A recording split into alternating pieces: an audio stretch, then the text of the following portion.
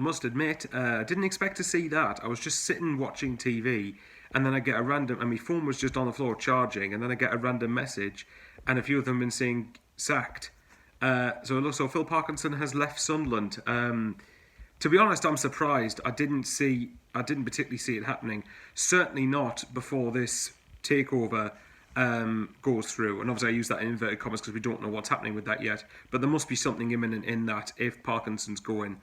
Because I highly doubt Stuart Donald's been paying him off out of his own money.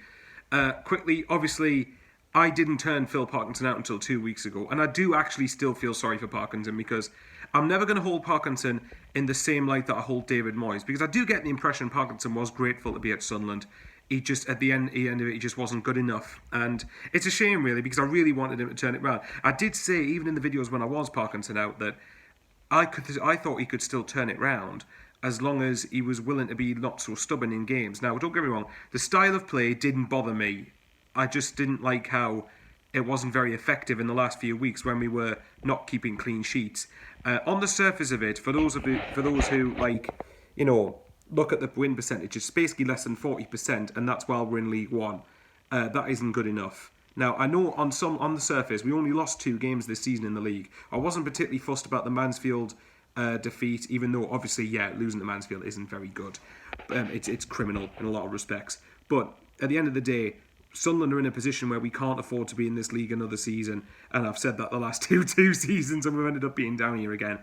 Whoever it is for me has got to be until the end of the season. We've got to look to get someone in who is just simply going to get us promoted first and foremost. I know that long term we do need to think about that, but for me that's got to wait until we get to the Championship.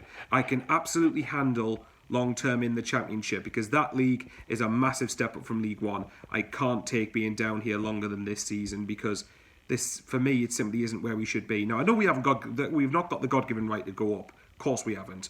It would be delusional to think that. But it doesn't mean, and I've said it again and again and again, and I'll keep saying it, it doesn't mean Sunderland fans don't have the right to expectations. And if you actually look at what's happened with Sunderland over the last 5 years or so, I think we've been quite generous in our expectations, to be honest. So, look, it's about time. This decision was about time it happened.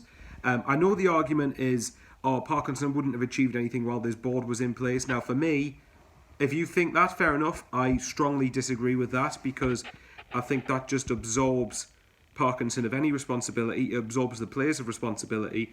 And I think that there was definitely more to come from that squad. Is it a top 2 squad?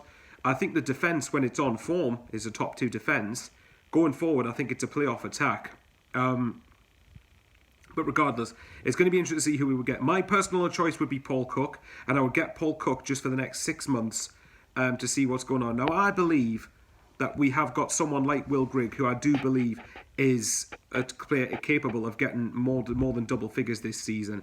It depends if we can play it in the right way. Like I said with Parkinson, the style of football didn't bother me so much because the first 5-6 games of the season, I could tell there was a plan there.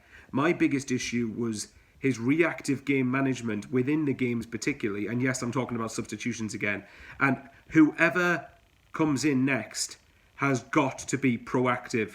And I'm not just at the start in the first few games when they don't know the squad.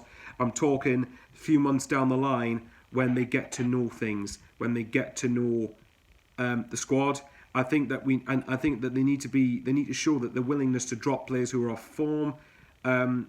And they need to show that in games, I want a manager, I know I'm articulating this extremely poorly, but I want to see a manager that, for example, against Doncaster, if Parkinson had been remotely proactive, we would have come out of that game with 3 points rather than 1, I think. I would even argue to some extent the same thing against Fleetwood, where he made a like-for-like change at 1-0 to Sunderland, and then at 1-1 he made a defensive change showing that he was happy with the draw, which, had we beat MK Dons, I think Doncaster and Fleetwood wouldn't have been bad results. Anyway, I've rambled on long enough. This has gone on far longer than it should have done, really.